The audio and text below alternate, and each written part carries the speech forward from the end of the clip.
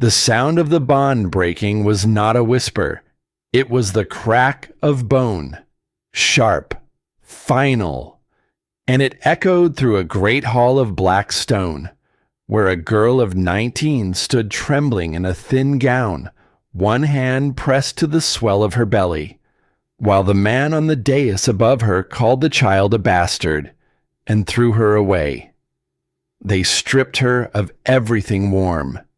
They dragged her to the gates. They cast her out into a winter that had never let anything leave it alive. The snow rose up to swallow her, and she let it, until something deep inside her, something buried, something ancient, something even he did not know he had thrown away, refused. A circle of ice melted around her. Her eyes began to burn silver in the dark, because the girl they had just discarded like nothing was never nothing at all, and the winter that took her was about to learn her name.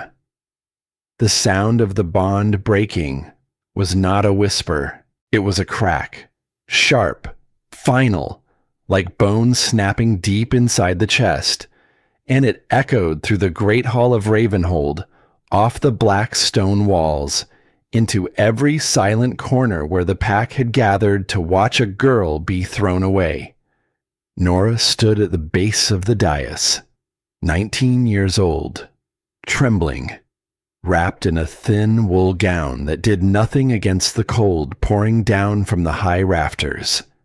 Hundreds of eyes burned into her back, and in front of her, on the raised platform of stone, stood the man she had loved in the dark for 2 long years. Thorn. His golden eyes were cold now, empty of the warmth that had once whispered promises into her hair. He looked down at her the way a man looks at a stain on the floor, something to be scrubbed away and forgotten. "You are a weakling, Nora," he said. His voice rose over the murmurs of the crowd, amplified by the ancient acoustics of the hall. "And I will not tie my legacy to an Omega's blood, nor to the pathetic bastard growing in your womb. I reject you." The word landed like a blade. Reject. Her hands flew to her stomach without thinking, to the small, rounded curve there, to the faint, frantic flutter of life she could feel beneath her palm. He did not know. He could not have known that the child she carried was not a bastard at all, but the last living heir of a bloodline his ancestors had tried to erase from the world. He had just thrown away the one thing that could destroy him, and he had no idea. The winter wind moved through the hall, carrying the scent of iron and wood smoke and something colder underneath. Snow waiting beyond the walls, the kind of storm that swallowed things whole. It was the night of the winter solstice, a night meant for binding, for naming heirs, for strengthening the ties that held a pack together against the dark. Instead, it had become execution dressed in velvet and firelight. Nora lifted her chin. It cost her everything she had left. "It is not a claim, Thorn," she said. Her voice cracked, but it did not break. "You know the truth. Before the goddess, you know it is yours." A ripple of laughter moved through the council behind him. Cruel, easy, the laughter of people who had never once been afraid of being cast out into the snow. Beside Thorn stood a woman in deep crimson, Vesper, daughter of a powerful line, beautiful in the way that a drawn knife is beautiful. Her arm was laced through thorns, her posture radiating a slow, venomous pride as she looked down at the trembling girl below. She smelled of cold roses and triumph.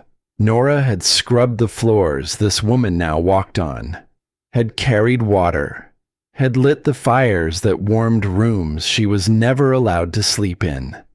And now this woman would take the man, the title, The future. All of it. Thorn raised a hand. The hall fell into a silence so deep that Nora could hear her own heartbeat. "I, Thorn of Ravenhold," he began, and his voice carried the unnatural weight of the Alpha command, "hereby sever all ties, formal and informal, with the Omega Nora." The compulsion in his tone forced the weaker wolves in the room to bow their heads. Nora's knees buckled under the supernatural pressure. She fought it, gritted her teeth until she tasted copper on her tongue. She would not kneel, not to him, not tonight. "I declare her bloodline weak," Thorn went on, "her presence a stain upon our land. I reject her as a mate. I reject her as a member of this pack. And I banish her to the frost weald." Somewhere in the crowd, a woman gasped. No one moved to help. "If she is found within these borders by sunrise," he said, "she will be hunted, and she will be killed." The words were not just a decree. They were a physical thing. Because the bond between them, though never completed, had already taken root in Nora's soul. And when Thorn spoke the rejection aloud, it felt as though a jagged blade had been dragged through her chest, hooking her heart and tearing it violently outward. Nora screamed. It was a raw, broken, animal sound, the kind of sound that made even Vesper flinch. She collapsed onto the cold black floor, her body convulsing as the spiritual thread connecting her to Thorn was violently burned away. Blood trickled from her nose, from her ears, and through the haze of it, through the blinding agony, she felt something else. The baby, thrashing, frantic, reacting to the trauma of a father's absolute abandonment. "Thorn, please," she gasped, staring up through tears. "It is death out there. Not for me. For the child. Please." For one heartbeat, something flickered across his face. Not guilt. Something worse. Irritation. As if her pain were an inconvenience. As if her suffering were a mess someone had forgotten to clean before the guests arrived. That was what broke her. Not the cold. Not the bond. Not the loss of the man. It was that he could look at her, bleeding on the floor, carrying his child, and feel nothing at all. "Then let the snow claim its own," Vesper said. Her voice was smooth, like honey poured over glass. She leaned forward, her eyes flashing a predatory gold in the firelight. "Guards, take the stray to the gates. Strip her of anything warm. She leaves with only the rags on her back." Rough hands closed around Nora's arms. She had no strength left to fight them. They dragged her limp body across the rough stone, past the long oak tables, past the faces she had served for years. Faces that now turned away, one by one, unable or unwilling to meet her eyes. And as they hauled her backward through the massive iron doors, her last sight of the man she had loved was Thorn pulling Vesper into a kiss, sealing the alliance, signing her death warrant, not knowing he had just unleashed the one force in the world that could bring his whole kingdom to its knees. The guards threw her into the snowbank beyond the fortress walls. The heavy iron gates slammed shut behind her. The locking mechanism ground into place with a sound like a tomb ceiling. And then, silence. Nothing but wind. Above her, the sky was a canvas of bruised purple clouds, heavy and low, waiting to break open.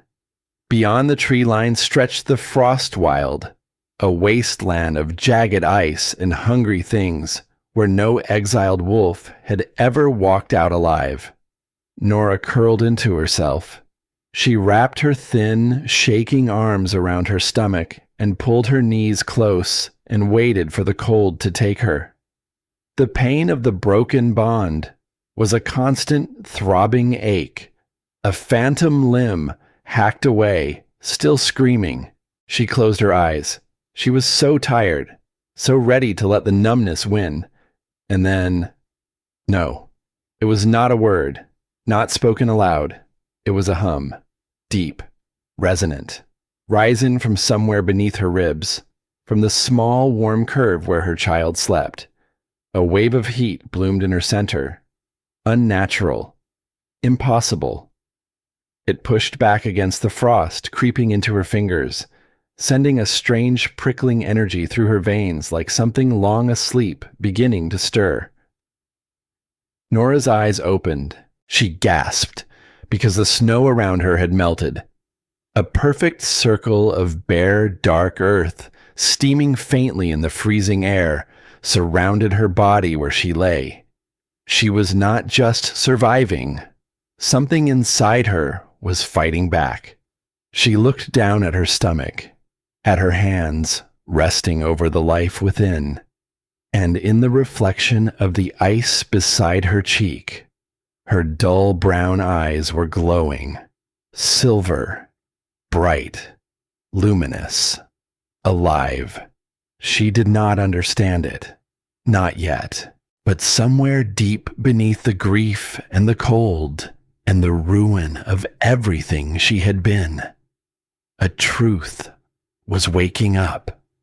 The girl they had thrown away to die was never a weakling at all, and the winter that had just begun would learn to fear her name. The frost wild did not forgive. For 3 days it tested her. 3 days of white nothing, of wind that screamed through the pines and snow that swallowed every step before she had finished taking it. Her bare feet bruised and split on the rocks buried beneath the drifts. A faint trail of red followed her for a while, and then the storm buried even that, as if the land itself wished to erase the fact that she had ever passed through. By every law that governed her kind, Nora should have died on the first night, an Omega, cast out, no shelter, no food, no shoes on her feet, and no warmth on her back. Into cold this deep, the body simply surrenders. The heart slows, the blood thickens, the world goes soft and warm and quiet at the edges. And then it goes dark, but the heat inside her would not let go. That strange furnace beneath her ribs, that low, pulsing warmth that lived exactly where her child slept. It kept her moving when her legs begged to fold. It burned back the frost that tried to climb her fingers, one knuckle at a time. It pushed her forward through the dark like a hand pressed gently, and then, not so gently, against the small of her back. She did not understand it. She only knew that each time she wanted to lie down and let the white take her, something refused on her behalf, something that did not feel entirely like her own will. By the fourth twilight, the borrowed strength began to fail. The world blurred at the edges. Shapes moved in the corners of her vision. There, and then, gone. Long, low, four-legged things that peeled away from the tree line and dissolved back into it. She told herself they were fever, exhaustion, the mind breaking down the way the body already had. She stumbled over a root hidden under the ice and went down hard. Her shoulder took the fall. The pain flared white and sharp, and for a long moment she simply lay there, cheek against the frozen ground, unable to remember why she had been trying so hard to stand. She could not get up. The heat in her belly was flickering now, guttering, like a candle burned down to the last of its wick. "I am sorry," she whispered into the snow. Her breath came out in small clouds that vanished almost before they formed. I tried, little one.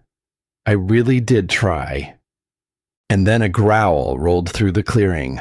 Low, wet, close, not fever, not exhaustion, real.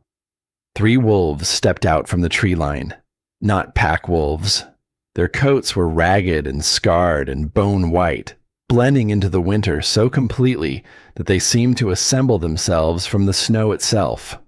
Rogues, feral things that hunted the deep places where no law and no mercy ever reached. The largest of them came forward. Half its left ear was gone, torn away in some old and forgotten fight. Its jaws parted, and even through the cold, Nora could smell it now. Blood and rot, and the flat, sour reek of old hunger. It smelled her too.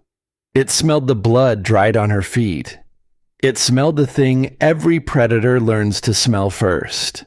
Weakness. She tried to push herself backward across the ice, heels scrabbling for anything to hold, but her body would not answer her anymore. Her arms shook once, and then gave out beneath her. The rogue lowered itself, muscles bunching, shoulders dropping, and then it lunged, straight for her throat. Instinct woke where strength had died. A blinding animal panic surged through her whole body. She threw her hands up in front of her face and screamed a single wordless sound. Not a plea this time. Not begging. She had done enough begging for one lifetime. This was a refusal. No. And the world came apart. A shock wave of raw, invisible force erupted outward from her body. It caught the massive rogue in midair and threw it back as though it weighed nothing at all. Hundreds of pounds of muscle and bone flung across the clearing like a pebble from a sling. It struck a pine trunk with a crack that split the silence, and the tree itself groaned and shuddered under the blow. The other 2 wolves yelped and scrambled backward, tails tucked, ears flat, eyes wide with a terror that had nothing to do with the storm, and everything to do with her. Nora slumped forward, her vision folded inward, gray, then grayer, then the slow closing of the dark. But just before it took her all the way down, she felt it. Boots, heavy, deliberate, crunching through the snow toward where she lay. A man knelt at her side. She could not see his face. Only shapes now. Only warmth and shadow and the vague sense of someone large and still and unhurried. But she heard his voice, rough, low, and full of something she had not braced for. Not hunger, not cruelty, not the flat contempt she had learned to expect from every voice that had ever spoken over her. Wonder. By the goddess, the man breathed. He was not looking at the broken rogue slumped against the tree. He was looking at her eyes, because there, glowing faintly in the dark, mirrored in the thin sheet of ice beneath her cheek, her irises burned a brilliant, impossible silver. And then the dark closed over her at last. When Nora woke, she was warm. That was the first thing she understood. Not the cautious, borrowed warmth of the thing inside her. Real warmth. The heavy, honest heat of fire and fur and old stone. She was lying on a thick bed of pelts. Above her, rough rock arched up into shadow, lit by the restless flicker of a low fire. The air smelled of roasting meat and crushed green herbs, and something older underneath it all. The deep mineral cold of earth that never sees the sun. Her hands flew to her stomach. Panic first. Always the child first. The pup is safe. The voice came from the shadows near the fire. Low, gruff, careful. A man stepped into the light. He was older, his beard was threaded through with gray, and his face was weathered like leather left too long to the wind. He wore armor of boiled hide and dull steel, and across the chest was etched a symbol she did not know. A crescent moon, pierced through by a single blade. He moved slowly. The way a person moves around a wounded animal they do not wish to startle. "Where?" she managed. Her throat was raw. The word scraped its way out of her. "Where am I?" "Somewhere the cold cannot reach you," he said. "Somewhere the ones who threw you out have long since forgotten how to look. Roan, that is the name I carry. And you are safe here. That much a man can promise." Nora pushed herself upright, slow, aching. Every muscle in her body filed its complaint. But the deep, tearing pain of the broken bond, that endless phantom ache that had followed her into the snow, had dulled now to something she could carry. She studied him across the fire, an old warrior, scarred hands folded loosely in his lap, eyes that had clearly seen too much, and yet held, somewhere underneath, a thing she had almost forgotten existed. Kindness. "You saw," she said quietly. "Out there. You saw what I did." Roan lowered himself onto a low stone bench across from her. He did not crowd her. He kept the fire between them, and she understood, dimly, that this was on purpose, that he was giving her room, letting her feel unafraid, one careful inch at a time. "Word came 3 nights ago," he said. "A girl, cast out by the Alpha of Ravenhold, with child, an Omega, sent into the Frostwild to die where no one would have to watch." His eyes lifted to hers. "That is what they called you." He let the words settle. "But when the snow parted and I knelt down beside you, I did not find an Omega, girl. I found something this world has not laid eyes on in a very long time." Nora's breath caught in her chest. "I do not know what happened out there," she said, and the old shame rose in her, quick and familiar, the way it always had. "I thought I was dying. There was this heat. It came from somewhere inside me. I have never done anything like that in my life. I am nothing. Everyone knew it. I scrubbed floors. I carried water. The Alpha made very sure I understood exactly what I was before he threw me into the snow." Something moved across Roan's weathered face. She had braced for pity. She had spent her whole life bracing for pity, because pity was the softest thing anyone had ever offered her. But it was not pity. It was anger, old, deep, quiet and controlled and absolutely certain, and none of it was aimed at her. "The Alpha of Ravenhold," Roan said slowly, "sits on a throne that was never his blood to claim." He reached into his tunic and drew out a small book, ancient, the leather cracked and soft with handling. He opened it with the care of a man touching something holy, and turned it toward her across the firelight.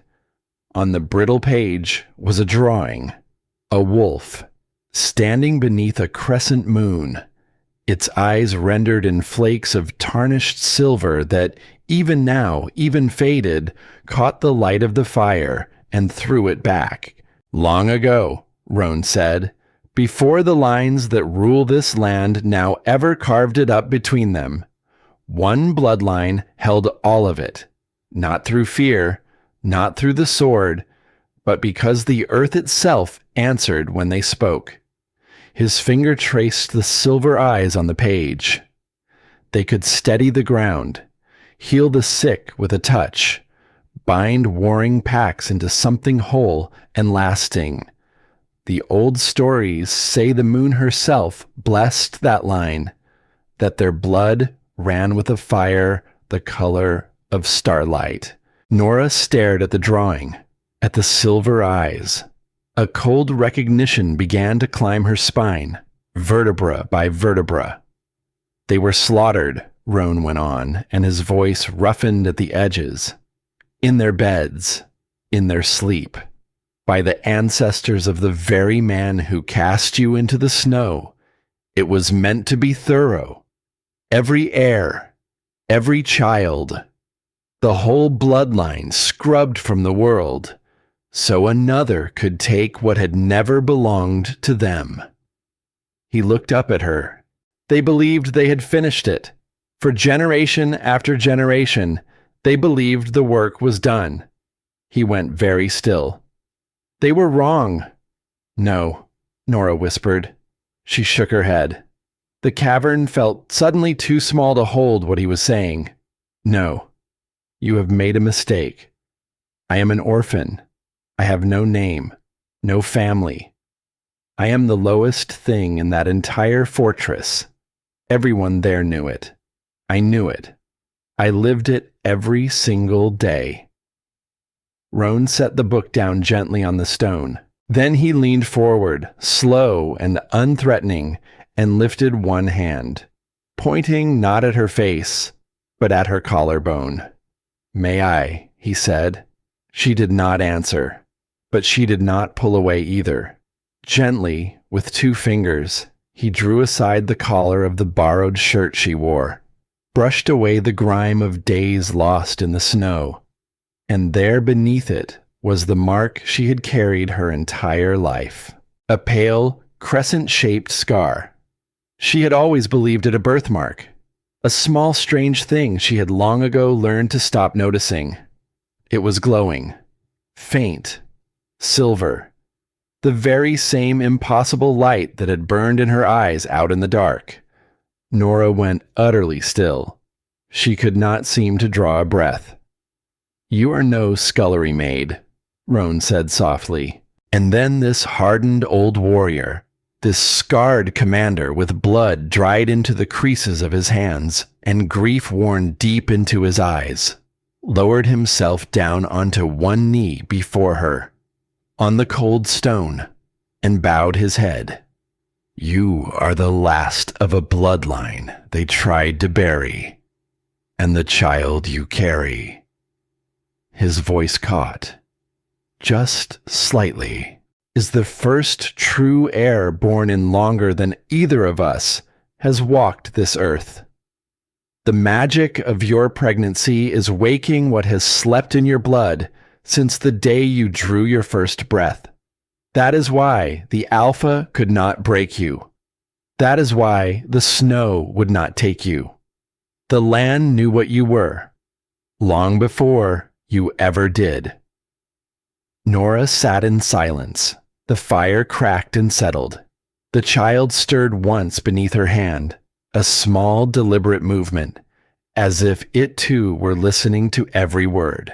Everything she had ever been told about herself, weak, worthless, nothing, a stain, a mistake, a girl to be used quietly in the dark and discarded without a second thought in the light of morning.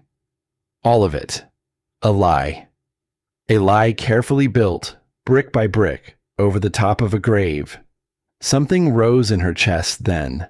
It was not joy. It was far too raw to be called joy. It sat closer to grief, and closer still to a slow, rising fury that frightened her a little with its size. Because for 19 years, she had believed them. She had folded herself smaller and smaller to fit the shape they insisted she was. She had apologized for the space her own body took up.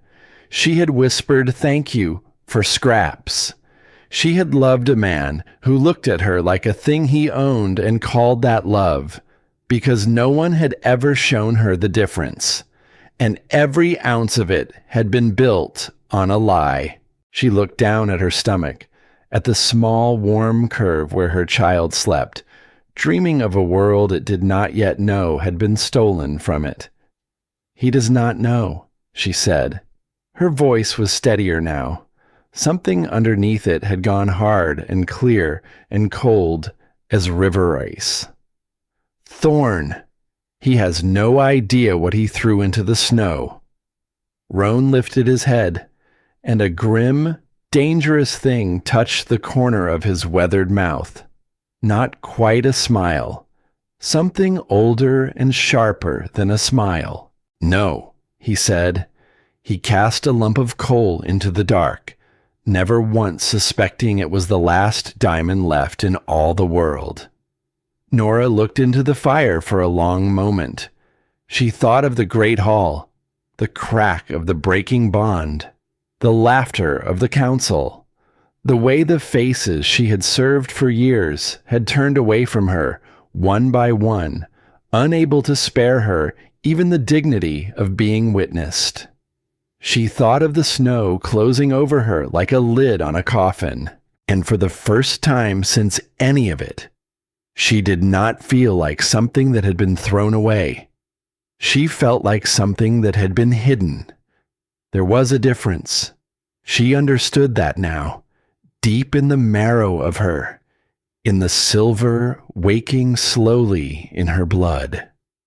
Things that are thrown away are gone for good, but things that are only hidden, those are still waiting, down in the dark, for the right hand to come and uncover them. She had spent 19 years believing she was the lowest thing in that fortress. She had been wrong. She had only been waiting for the ground to break open. The place they called the Hidden Keep was carved into the belly of the mountains, deep halls of black stone, braziers that never once went dark, passages that wound down and down into the earth and then opened without warning into vast caverns lit with fire and loud with the sound of living things. There were far more of them than Nora had ever let herself imagine. Warriors who had been cast out of their own packs, whole families who had fled in the night, old scholars who had carried forbidden books out into the cold on their backs rather than watch them burn.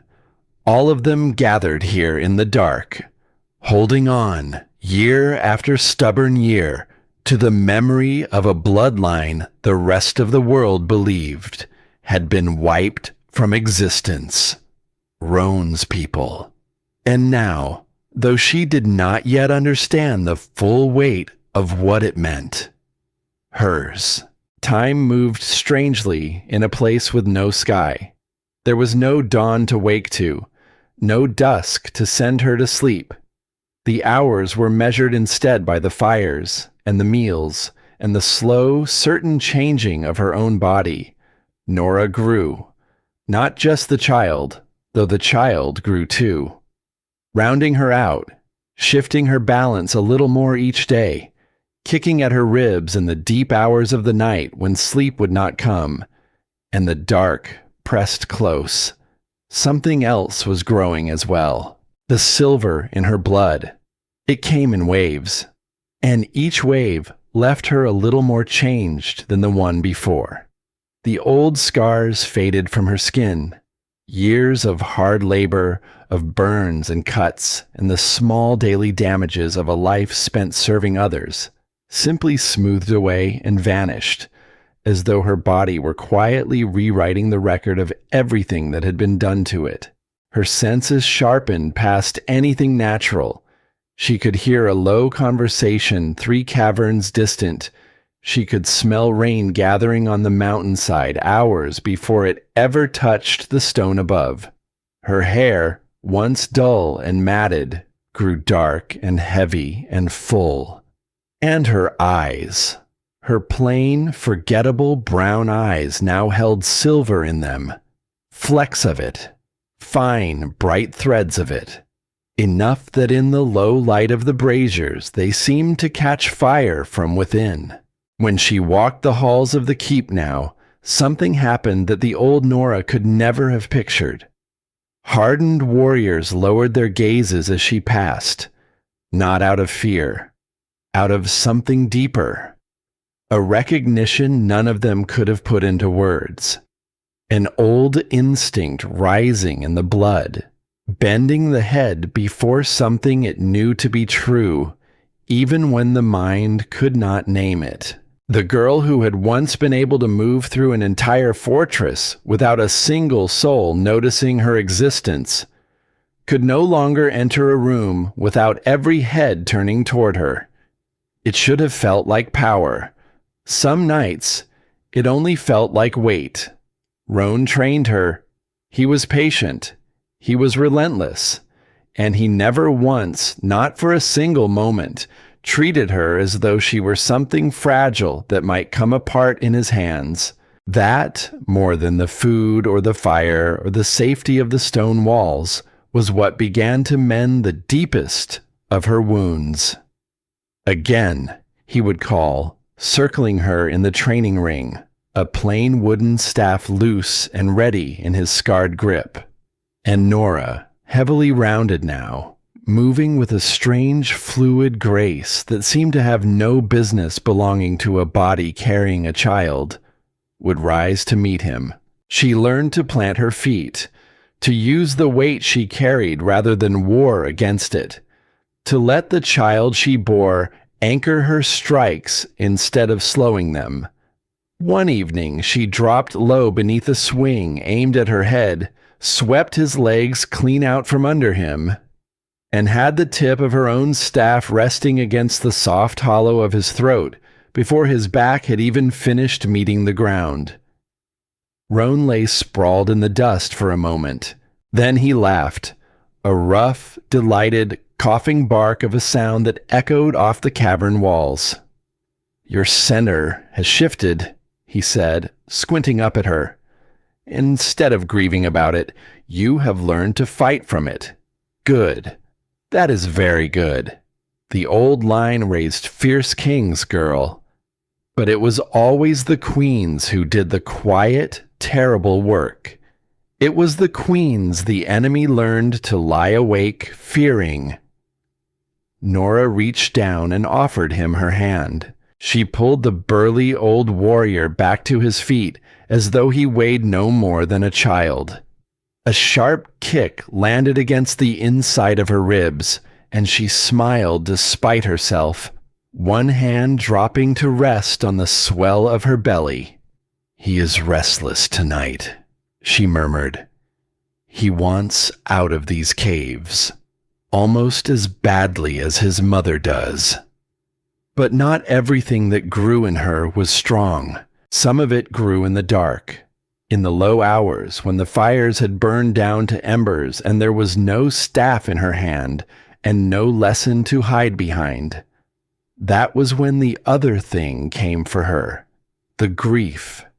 It would rise up out of nowhere, in the middle of a shared meal, in the stillness after training, when her body was tired and her guard was low. In the long, hollow stretches of the night when the child had finally settled and left her alone, with nothing but her own mind, and it always asked her the same cruel question. Then who was I? Because this was the thing none of them wanted to say aloud. If everything she had been told was a lie, if she had never been weak, never been worthless, never been the stain they insisted on scrubbing away, then who had she been through all those long years, while she believed it with her whole heart? She had made herself smaller for people who despised her. She had thanked them for the privilege. She had loved a man who found her love an inconvenience, and had spent 2 full years grateful that he allowed her to love him at all. That was the part that would not stop bleeding, not the rejection in the great hall. That, at least, had been a clean wound, a single cut. It was the years before it, the slow years, the ones she had given away, one small apology at a time, to people who had built the whole of their comfort on the lie that she was less than they were. One night, Roan found her sitting alone beside a dying brazier. Her arms were wrapped around her belly. Her silver-flecked eyes were fixed on nothing at all. He did not ask what troubled her. He simply lowered himself down onto the cold stone beside her, groaning quietly at the complaint of his old knees, and let the silence stretch out between them. For a long while, neither of them spoke. "They took 19 years from me," she said at last. Her voice was barely above the crackle of the fire. "And I handed the knife to them to do it. I did not even fight. I said, 'Thank you,' while they cut." Roan was quiet for a long moment. "You did not hand it to them," he said finally. "It was taken. There is a difference between those two things, and it matters more than you know. A child raised inside a cage does not choose the cage. She only learns the shape of the bars and mistakes them for the edge of the world, because no one who put her there was ever going to show her the door." Nora closed her eyes. "And now," she whispered, "now that I have finally seen the door, what am I supposed to do with all of it? All that time? All those years I will never get back?" Roan turned and looked at her. Truly looked. The dying firelight moved slowly across the deep lines carved into his weathered face. "You do not get it back," he said. "That is the hard truth of it, and I will not insult you by pretending otherwise. The years are gone, but you get to decide what every year after them is worth. And that, girl, that is a power the Alpha of Ravenhold has never once held in his soft hands." He let the words settle. He was handed everything he has, every title, every privilege. He never had to build a single thing. But you, he gestured slowly at all of her, at the woman she had become in the dark of the mountain. You are building yourself out of nothing but ash and will. Do not ever let anyone tell you it is weakness. Not even the voice inside your own head that learned to speak with their tongue. Building yourself back from ruin is the strongest thing a person can do in this life. Most never even try. He rose then, slowly, one hand on his knee, and he left her there by the fire. For a long time after, she sat with her hands cradling her child, thinking about cages and doors and the strange and terrible freedom of finally being able to tell the two of them apart. The word from the outside world came on a bitter wind. A scholar named Alden had fled the fortress at Ravenhold and made the long, brutal journey through the Frostwild to reach the keep. He arrived half-frozen, thin as a winter reed, clutching his news the way a wounded man clutches at the wound itself, as if letting go would mean bleeding out entirely. They gathered in the war room. It was a wide chamber of rough stone, dominated by a great table spread with a worn map of the surrounding lands. Roan took his place at Nora's right hand. The old scholar bowed to her, low and trembling, before he found the courage to speak. "My lady," he said, "the land is dying." Nora leaned over the map. "Tell me," she said, "all of it." "The old line," Alden began, and his thin finger swept across the green stretches that marked the territory of Ravenhold, "was bound to the earth itself, woven into it. When one of the true blood sat upon the throne, the land answered. The forests thickened. The rivers ran full and clean. The seasons turned exactly as the seasons are meant to turn." His hand trembled over the map. "For generation upon generation, with none of your blood on the throne, the old magic thinned, slowly, so slowly that no one still living can remember a time before the fading began. A little less warmth each year, a little less bounty, a winter that dug its claws in a little deeper before it agreed to let go. He lifted his eyes to hers. But when the Alpha rejected you, when he stood before his entire pack and cast out the last living heir with his own voice, something did not simply thin. It tore. The final thread that held it all together gave way at once. "The winter," said a scout standing near the wall, a grim young man with the white scars of old frostbite mottling his cheeks. "It has not broken. By any reckoning, it should be deep into spring by now. Instead, the snow only climbs higher. The rivers beneath the mountains have frozen straight through. Nothing green will grow. The crops failed in the fields," Alden went on. "The storehouses stand near empty. And then a sickness came, a slow wasting thing that settles in the chest. It takes the weakest first." He paused.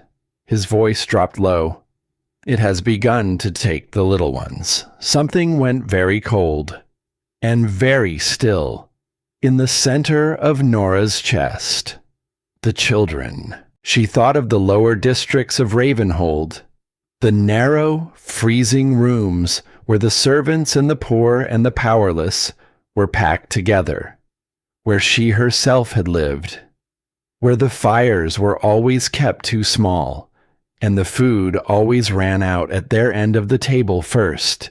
She thought of the small ones down there now, bundled in whatever thin scraps of cloth their families could scrape together, coughing in the dark, growing thinner by the day, suffering under the exact same killing cold that had been sent out into the snow to end her. "And the Alpha," she said. Her voice had flattened into something careful and controlled, the way it did now whenever the fury rose. "Tell me what he does, while his people freeze and his children starve." The scholar's mouth twisted with something close to disgust. "He rules through fear now, my lady, he and the woman beside him. When the first whispers of unrest began to spread, they answered them with executions. Anyone who dares speak against him, anyone foolish enough to ask aloud why the winter will not end. He has forgotten how to lead his people. He remembers only how to frighten them into silence." "He thinks fear and loyalty are the same thing," Roan said quietly. "He always did," Nora murmured. She remembered that about Thorn, even in the earliest days, even when he had breathed his soft promises into her hair in the dark corners of the gardens, when she had been foolish enough to believe them. There had always been something underneath the charm. A boy who did not, in his deepest heart, believe that anyone would choose to stay unless he first made them afraid of what leaving would cost. She had mistaken it for passion once. She understood it far better now. "There is more," Alden said. He hesitated, as if he did not wish to be the one to carry this particular weight to her feet. "The woman, Vesper. Her bloodline is old and powerful, and her people are without mercy. Her father has sent warriors, a large force of them, marching now toward Ravenhold under the banner of alliance." "It is no alliance," Nora said. The strategist in her, the one she had not known lived inside her until these last strange weeks, was already moving the pieces across the board of her mind. "You do not march an army into the heart of a friend's home. That is not a wedding gift. That is an occupation, sitting patiently, waiting for the signal to close its fist." Alden nodded slowly, plainly surprised. Just so, my lady. When they hold the garrison, the Alpha becomes a puppet within his own hall, and Ravenhold becomes a possession, a thing to be owned outright by her father's line. He traded away his people's freedom for a bride, Nora said softly, and he cannot even see it yet. He thinks he made a clever bargain. She straightened up from the map. She walked a few slow steps away from the table toward the great hearth burning at the far end of the room and stood there with her back to all of them, gazing into the flames. For weeks now, she had told herself that survival was the whole of the goal. Stay warm. Stay hidden. Grow strong in the dark. Protect the child at all costs. Learn, piece by piece, what she truly was. For weeks, that had been enough to hold her. It was not enough anymore. Out there, beneath a winter that refused to end, her people were dying. The powerless ones. The ones with no army and no name and no voice to raise. The ones exactly like the girl she had so recently been. And the man who had thrown her into the snow to freeze was too busy terrifying them into silence to notice that they were dying in it. The firelight moved across her face. When she finally spoke again, her voice had changed. There was a second thing beneath it now. Lower. Older. A resonance that did not sound as though it belonged to one woman alone. For 19 years, she said, the whole of my life was spent being small, being quiet, being grateful for the scraps of an existence that was stolen from me before I was even old enough to understand it was mine to lose. She turned to face them, and her eyes were burning, solid silver now, edge to edge, lighting the dim chamber like two small captured moons. The air around her grew heavy and charged and faintly humming, and the old scholar Alden took an involuntary step backward without seeming to notice he had done it. That girl would have hidden down here in these caves for the rest of her days and counted herself lucky, Nora said. But that girl is gone. She died out there in the snow. Whatever it was that crawled back out of it is finished being small. The room had fallen utterly silent. Roan was watching her with something that was very close to awe. There are children freezing in the dark, she said, under the heel of a man who has mistaken fear for a throne. And it is in my blood, in my hands, to end it. What kind of queen would I be if I stayed warm and safe down here while they starved up there in my name? She laid both hands over the curve of her belly. The child kicked, hard, sudden, as though it too had heard every word and answered. We are done hiding, she said. Send word tonight, to the border packs, to anyone, anywhere, still loyal to the memory of the old blood. Tell them the last of the line lives. Tell them the true heir is coming home. Roan stepped forward, and he dropped to one knee upon the cold stone. And behind him, one after another, others did the same until the whole room had bowed before her. "And what are your orders, my queen?" he asked. His voice was thick with a fierce and desperate pride. Nora looked past him, toward the dark passages that wound up and out of the mountain, toward the world that had thrown her away like something worthless, and did not yet know what was walking slowly back toward it through the deepening snow. "We do not sneak," she said. "We do not hide in the trees and trade whispers in the dark. When we come for Ravenhold, we come down the open road, in the full light of day, where every last soul inside those walls will have no choice but to see us." her jaw set like carved stone. Let them look upon the storm they made, on the night they threw a girl into the snow and told her she was nothing. It began in the deepest part of the night. The keep was quiet. The fires had burned down to embers. Most of the mountains slept, wrapped in the strange, dreamless dark of a place that had never once known the moon. Nora woke to heat. Not the gentle warmth she had grown used to over the long weeks. Not the low, steady glow that lived beside her child and kept the cold of the deep stone at bay. This was something else entirely.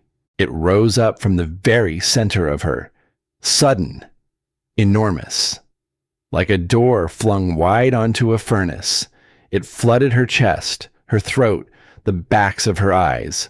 Her skin flushed hot and prickled. The pelts that had been her comfort felt suddenly unbearable against her, and she shoved them away with hands that had already begun, faintly, to tremble. The silver was moving in her blood. She could feel it now in a way she never had before.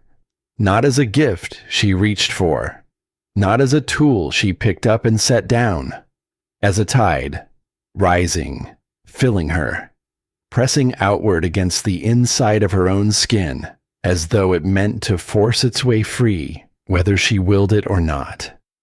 Nora sat up in the dark, breath coming ragged. The air around her had begun, very faintly, to shimmer. She had felt the power before. Of course she had. In the snow, when it saved her life. In the training ring. In the flashes and pulses. She had slowly, patiently learned to shape and aim. But in all of that, she had been the one holding it. Now it was holding her. She pushed herself up from the bed of furs.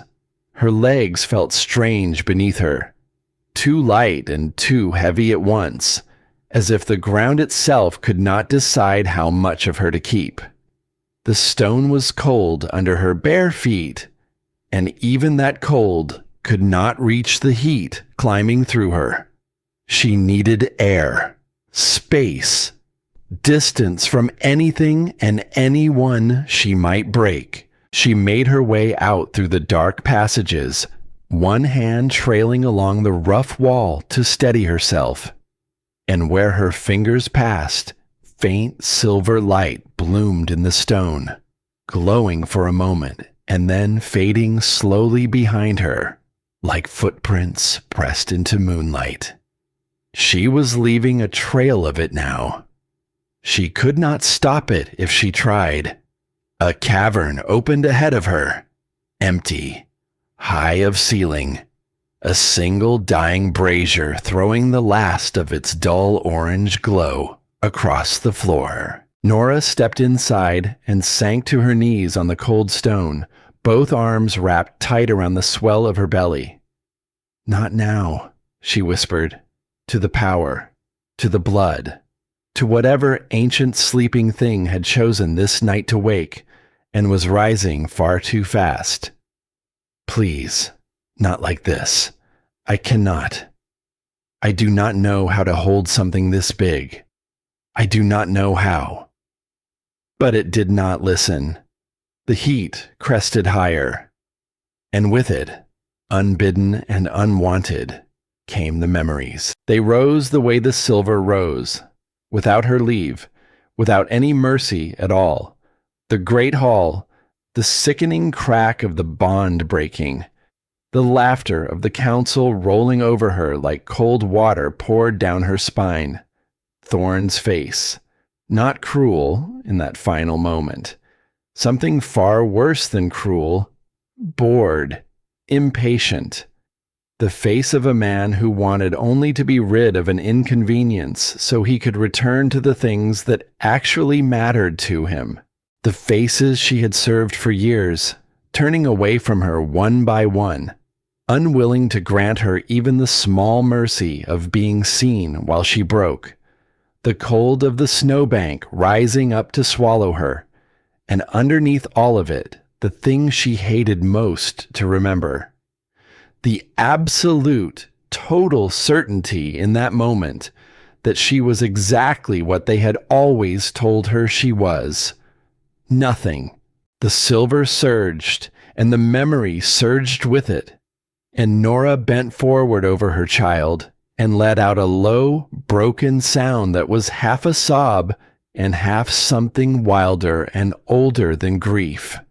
Because here was the thing the power had dragged up out of the dark and into the light, under all the new strength, under the silver and the training and the quiet reverence of an entire hidden people who bowed their heads when she passed. The girl from the snow was still in there, still certain in the deepest and most secret part of her that she was worthless. Still waiting, somewhere down beneath everything, to be thrown away all over again. And the power could feel it. That was what she understood, kneeling there as the light climbed the walls. The power was made of her. All of her. Not only the strong parts she wanted to keep. Not only the queen the others had begun to see. It was made of the frightened, folded, endlessly grateful little thing she had been for 19 long years, too. And it could not settle. It could not hold steady, because the woman who carried it had not yet made peace with herself. The heat rolled through her again, harder, and this time the brazier's flame guttered wildly and flared, and thin cracks of silver light went spidering out across the stone floor from where she knelt. She was going to lose her grip on it. She could feel that now. The very edge of it. The place where the tide turned into a flood, and the flood swept the whole shore away, and there was no getting any of it back. And then, in her arms, her child kicked. Hard. Not the restless kick of a small body that had simply run out of room. Something else, something insistent. A fierce, small drumbeat, striking again and again against the inside of her, right beneath her cradling hands, as if it were trying with all its tiny strength to reach her. Nora went still. "You feel it too," she breathed.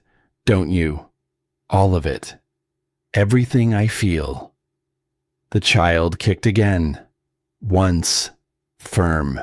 And in that moment, kneeling on the cold stone with the power rising up to drown her, Nora finally understood the thing she had been running from since the very first night in the snow. She had been trying to hold the silver the exact same way she had held everything else her whole life long, by making herself small around it, by apologizing to it, by treating it as one more precious thing that was too large, too good, too important to ever be trusted to a worthless girl. She had been afraid of the power, because some buried part of her still believed, with all its heart, that she did not deserve it. That was the crack the flood was pouring through. Not a flaw in the power, a wound in her. Nora closed her eyes, and slowly, with the heat roaring in her ears and the silver light climbing the walls all around her, she stopped fighting. She stopped straining to force the tide back down. Instead, for the first time, she turned to face it. She laid both hands flat against her belly, against the fierce, small heartbeat drumming there beneath her skin, and she began to speak, not out loud, perhaps, or perhaps out loud. Down in that cavern, in that moment, the line between the two had worn away to nothing.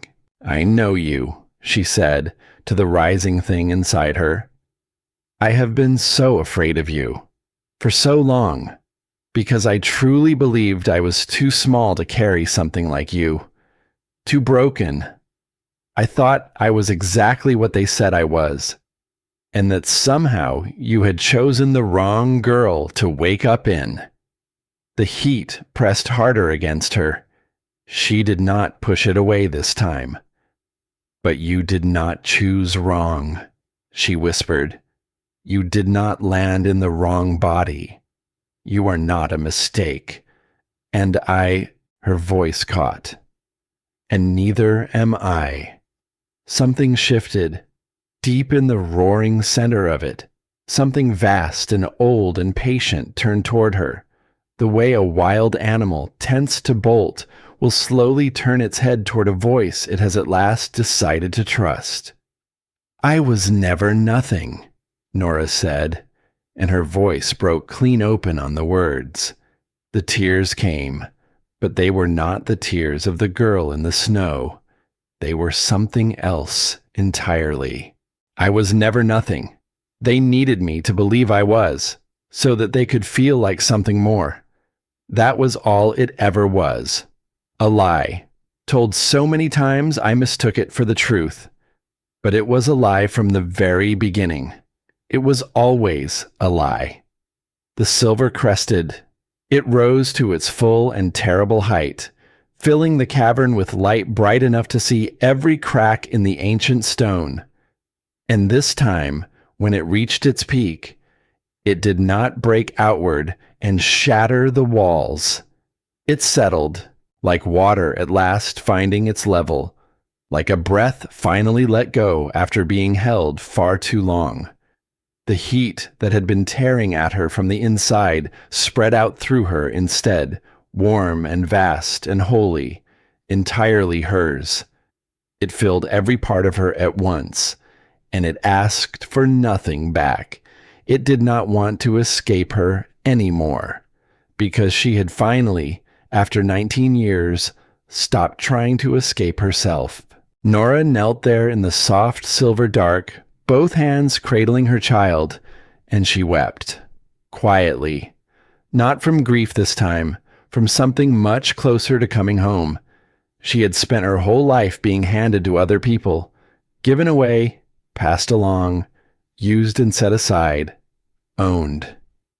And tonight, on a cold stone floor, with no one at all watching, she had finally done the one thing that no one had ever once allowed her to do.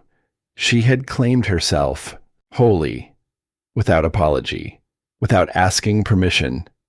The child kicked once more, softer now, almost gentle, content, and Nora laughed through her tears, a small, wet, astonished sound, and pressed her forehead tenderly to the swell of her belly. "There you are," she murmured. "There we both are, at last." When she finally rose to her feet, the cavern was full of soft, steady silver light. It clung to the walls where her hands had passed. It pooled on the floor around her bare feet. And as she stood there, catching her breath, it did not fade the way it always had before. It stayed, steady, warm, waiting. Hers to command now, and not because she had wrestled it into submission, because she had finally stopped being ashamed of the woman who held it. She understood, standing there in the glow, that something had changed in her that could never be changed back. The girl who flinched at raised voices, the girl who apologized for the space her body took up, the girl who braced, always, endlessly, for the next hand raised against her. That girl was not gone. She would never be entirely gone. But she was no longer the one holding the reins. Roan found her near what passed for dawn, down in the endless dark of the mountain. He came into the cavern with his blade half drawn, alarmed by the silver light bleeding out through the passage into the black. And then he stopped.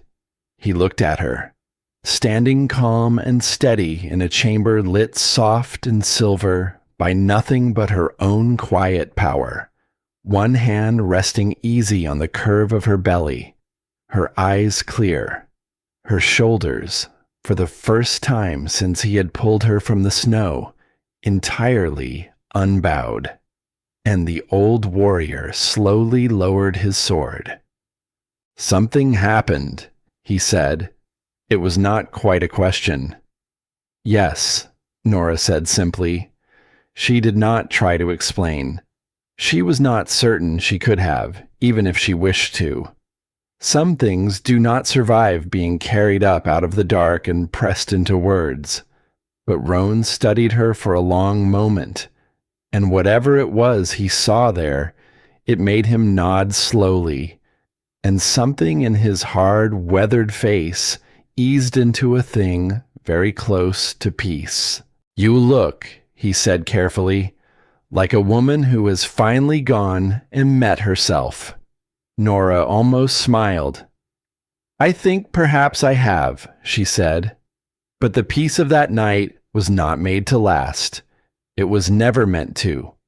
The world beyond the mountain had not paused in its turning while she made her hard-won peace with the fire in her blood.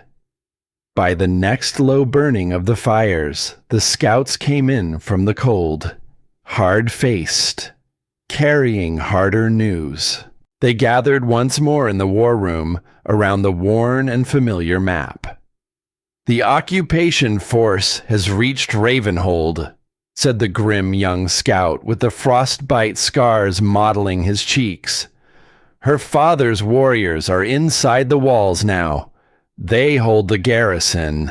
They hold the gates. All of them." "Then it is done," Roan said heavily. "The Alpha is a puppet, whether he has the wit to understand it yet or not." "There is worse," said another scout, an older woman, hard-eyed, her voice gone flat with the effort of holding it steady. "They have begun the culling. The occupiers. They are moving through the lower districts. The sick. The old. The ones judged too weak to work or to fight." She paused. Her jaw tightened.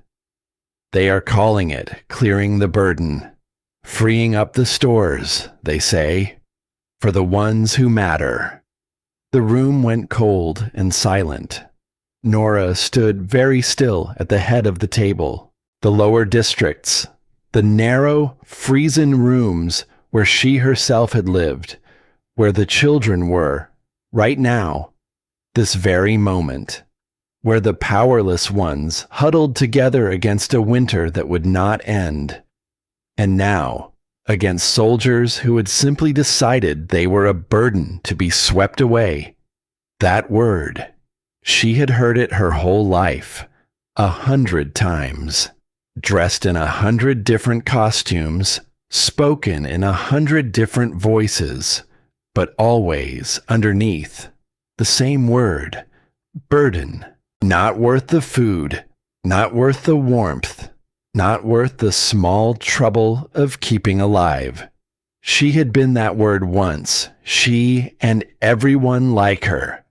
A whole class of living, breathing people treated as things to be discarded the moment they became inconvenient, because someone with power had quietly decided their lives simply weighed less than other lives. The old fury rose in her, but it did not rise the way it once had. It did not claw at her insides. It did not threaten to spill out and shatter the stone around her. It rose steady now, cold and clear and entirely beneath her hand, because the power and the woman were no longer at war with one another. "How long?" Nora asked, and her voice was very quiet. "Until they finish. This culling. Days, my lady. Perhaps less." They move quickly, and without shame.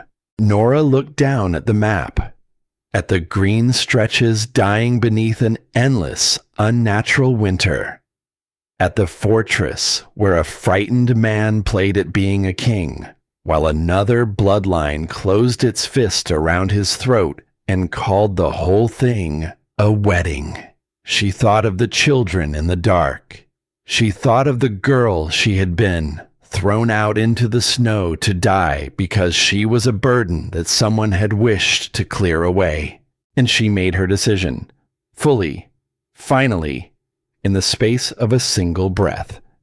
Then we do not wait for the border packs to finish gathering, she said. Every hour we wait, more of my people die in the cold. We march with what we have. We march now. Roan stepped forward, frowning deeply. My queen, if we move before the full muster, we go in outnumbered. It is a real risk. I would be failing you not to say it plainly. Everything is a risk, Nora answered. Waiting is a risk too. Only it is a risk paid in the bodies of children who cannot lift a hand to fight back. I will not buy my own safety with their lives. Her eyes came up. I have seen exactly what kind of ruler does that. I watched him do it to me. I will not become him, not to save myself, not for anything. She laid both hands flat on the map, over the whole of Ravenhold, and the silver in her blood rose gently to meet the touch. Faint light spread out from beneath her palms, tracing the frozen rivers, the dying forests, the whole cold and suffering land that had once answered to her line. And for just a moment, it seemed to warm beneath her hands. We march at first light, she said, and we do not go quietly this time. Let them hear us coming from a mile out. Let the fear for once run the other way. She lifted her head. Her eyes had begun to glow, soft and steady and silver, lighting the grim faces gathered around the table. I was thrown into the snow and told to lie down and die there. And instead, I lived. I was told every single day of my life that I was nothing at all. And I have just spent this one long night learning exactly how enormous a lie that always was. The child kicked beneath her hands. Strong. Sure. Ready. Now, she said quietly. It is long past time the man who threw me away learned it too. The keep did not sleep that night. Word moved through the black stone halls like fire through dry summer grass. The last heir was marching. The winter was ending. The old blood was going home at last. Deep in the mountain, the forges roared awake. Blades were drawn across whetstones. Dented armor was hammered back into shape.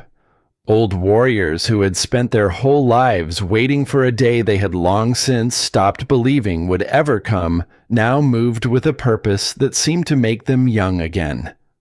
But Nora did not go down to watch the forges burn. She went instead to a quiet ledge high above the main cavern, a place where she could look down on all of them without being seen. And she stood there a long while, one hand resting on the swell of her belly, turning over a thing she had not yet spoken aloud to a single soul. Because there was a war happening inside her that had nothing to do with armies or blades. It had begun the very moment the scout said that one word, burden. Something had risen in her when she heard it. Something hot and dark and terribly hungry. And it had not faded when the meeting ended. It had followed her up here into the quiet.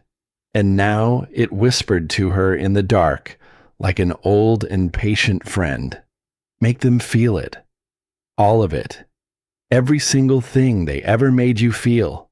The cold, the shame, the certainty, carved into you day after day, that you were nothing.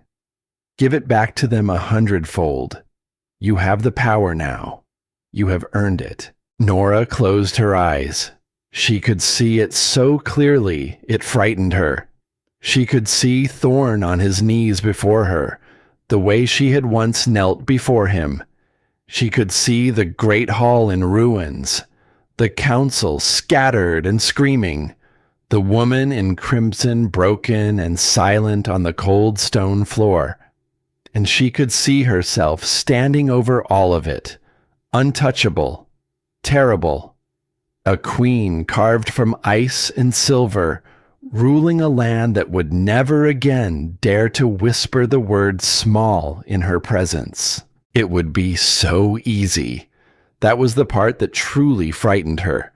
Not that the power could do such a thing, that some deep, wounded part of her wanted it to.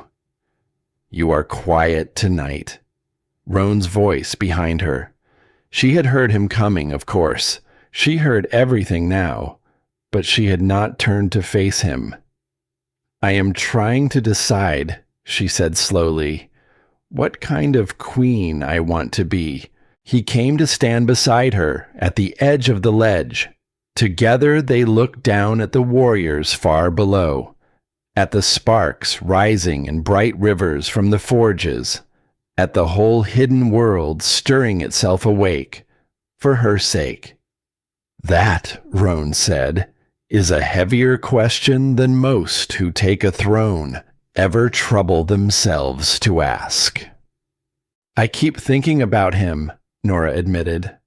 The confession came out low, almost ashamed, about what I want to do to him when I finally stand in front of him again. And it is not justice, Roan. I have been honest enough with myself to know the difference between the two. She drew a breath. What I want is for him to suffer exactly the way I suffered. I want him afraid. I want him to beg. I want him to feel the floor go out from under him the way he made me feel it. She was quiet a moment. And I could do it. That is what keeps me standing up here in the dark instead of sleeping. I have the power now. I could make him feel every last thing he made me feel, and then, worse still, and there is not a soul alive who could stop me. Roan did not answer right away. When he finally spoke, his voice was careful and gentle and unafraid. And if you did, he said, what then? When the great hall is burning around you, and the man is broken, and the crimson woman lies dead at your feet, when you have handed back every ounce of the fear they poured into you, what are you then? Standing there in the middle of all of it. Nora said nothing, because she already knew the answer. She had known it before he finished asking. A ruler who governs through fear, Roan said very quietly. A queen the powerless learned to lie awake dreading. You know the exact shape of that person, girl. You lived beneath her shadow every single day of your life. He paused. You just spent 19 years calling her Thorn. The words landed on her like cold water thrown in the dark. Because he was right. That was the trap. That was the very thing the hungry voice inside her did not want her to look at directly. If she took that throne in order to make them all afraid, then the girl in the snow had not survived anything at all. She would simply have grown up into the thing that threw the next girl out into the cold. I do not want to be him, Nora whispered, and her voice shook just slightly. Rowan, I would rather die out there on that road than become him. Then do not become him, Rowan said simply. He turned to face her fully, the firelight from below carving deep shadows into his weathered face. You are not marching down this mountain for revenge, girl. You told me so yourself, standing right there at that map. You are marching for the children in the dark, for the sick and the old and the powerless. For every last soul the Alpha decided was a burden not worth the trouble of keeping alive. He held her burning silver gaze without flinching. Do not lose sight of them. Not for a moment. Because the instant this becomes about your pain instead of theirs, you have already lost. It will not matter one bit whose body ends up sitting on that throne. Nora looked down at the forges, at the sparks, at the men and women below who were risking everything they had, not for the sake of her vengeance, but for the fragile hope of a land that might one day grow warm again. And slowly, the hungry thing inside her began to quiet. Not because it had vanished. It would never entirely vanish. The wound that fed it went far too deep for that, and she was wise enough now not to pretend otherwise. But because she had finally looked at it directly, in the light, and named it for exactly what it was. And a thing you can name is a thing you can choose not to obey.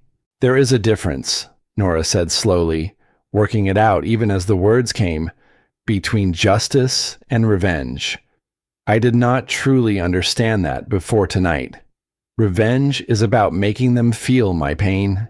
It begins and ends with me. But justice, she lifted her head. Justice is about making certain that no one else ever has to feel it again. It is not about me at all. It is about the ones who come after. She turned away from the ledge.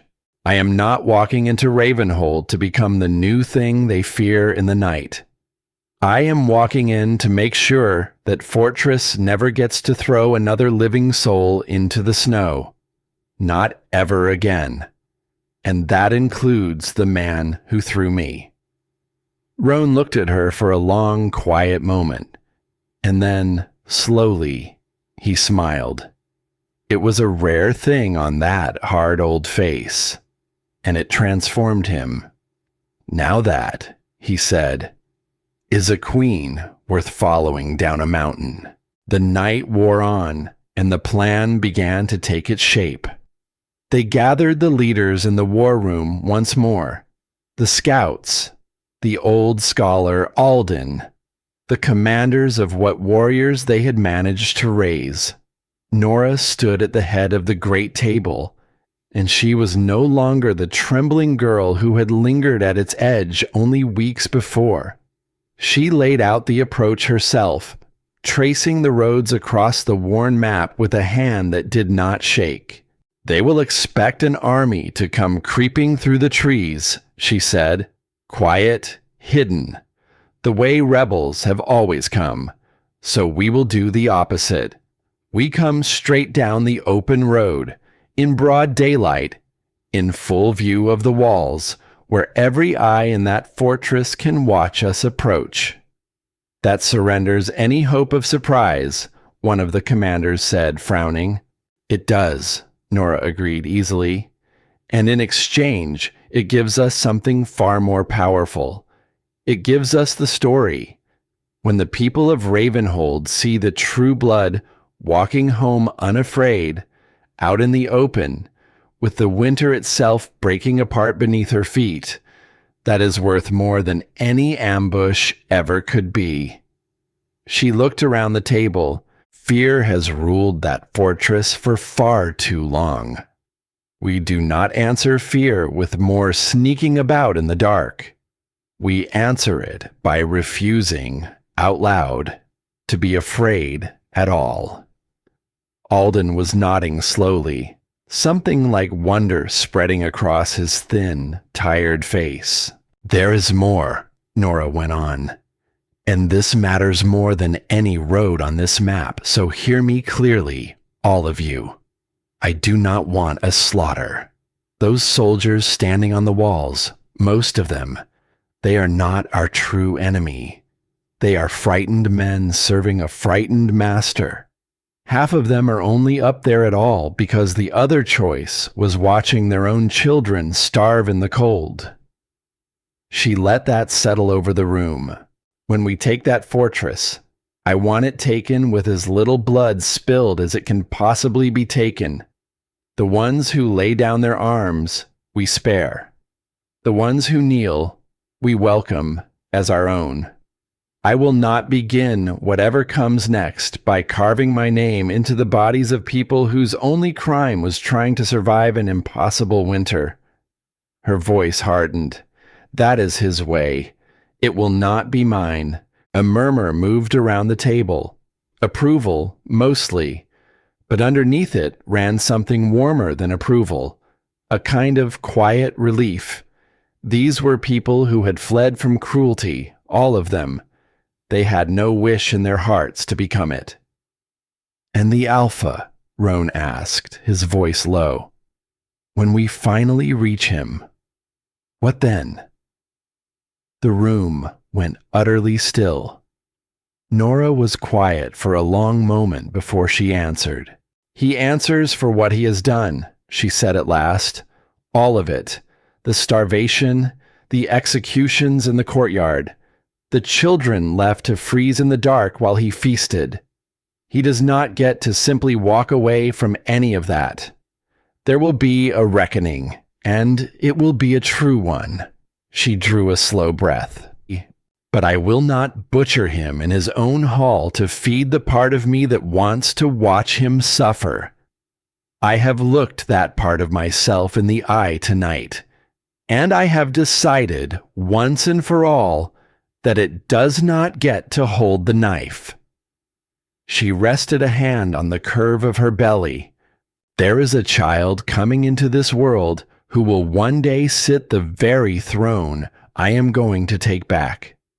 I will not let their first inheritance be a story about how their mother ruled through slaughter and fear. Let the first story they inherit be something else, something they can carry with their head held high. Roan inclined his head, and there was a deep and genuine respect in the gesture. Then we prepare, he said quietly. The final hours before the march held a strange and charged stillness. Nora did not stay up on her lonely ledge anymore. She went down into the caverns, among the warriors mending their armor and the families who would remain behind in the safety of the stone, and she let them see her, all of her, unhidden. An old woman pressed a small carved token into her palm and would not explain what it meant. She only folded Nora's fingers closed around it and held on for a long moment, tears standing bright in her eyes. A young fighter, barely more than a boy, knelt before her and swore an oath in a voice that trembled from beginning to end. And then a mother came forward, holding a small child against her hip, and asked a simple thing. She asked whether the winter would truly end, whether it would be warm again, whether her little one would ever get to know what green grass felt like beneath a pair of bare feet. Nora knelt down in front of them. It was not easy, heavy with child as she was, but she did it anyway, so that she could meet the little one at eye level. Yes, she said softly, I promise you that. The cold has lasted a long time, longer than it ever should have, but it was never meant to last forever. And I swear to you, it will not. The child reached out and touched her face with one small, curious hand, and the silver stirred gently in Nora's blood, warm, quiet, unhurried, and for just a moment, the air around the three of them grew soft and mild and sweet, like the very first true morning of a spring that had been far too long in coming. The mother pressed a hand to her mouth and wept. Nora held them both a moment longer than she strictly needed to, because this was the whole of it, not the throne, not the vengeance that had whispered to her in the dark, not the great hall, or the crown, or the man who had thrown her out into the snow.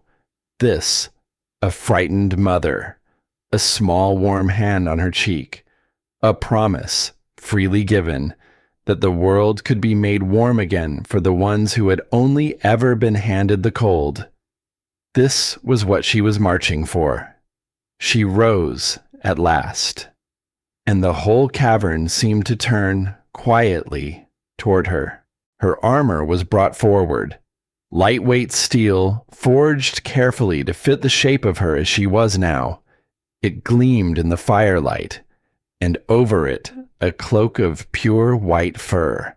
She let them dress her in it, piece by piece, and with each piece she felt the last of the trembling girl settle down quietly into the back of her.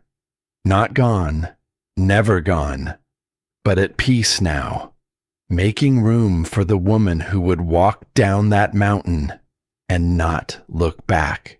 Roan came to her side, armored himself now, his old sword riding at his hip. "They are ready," he said. "The scouts report the way is clear. We can stand at the edge of Ravenhold by the time the sun climbs high." Nora looked at him, then out toward the dark passage that wound up and out of the mountain, toward the cold and the fortress, and the reckoning that waited at the far end of the road. She was not afraid. She noticed it with a kind of distant wonder. There was no fear in her at all, only a deep and steady certainty, humming in her blood like a single-held note that had been waiting her whole life to be sung. "Then we go," she said. She laid both hands over her child, one last time, in the warmth and the safety of the only place that had ever truly belonged to her. "We go home." They came down the open road at midday, and something impossible happened as they came. Where Nora walked, the winter broke. Her boots touched the frozen road, and the ice cracked and melted away beneath them. A wave of warmth rolled out from her body, pushing back the biting wind that had ruled this land for a season too long. And in the prints her feet left behind, tiny, impossible shoots of green grass pressed up through the frozen earth. They lived for only a breath before the cold reclaimed them, but they lived. The land was greeting its queen. Behind her marched the host of the hidden keep, Roan at her right hand, his old sword ready at his hip. Hundreds of hardened fighters at her back, the crescent moon marked plain upon their armor.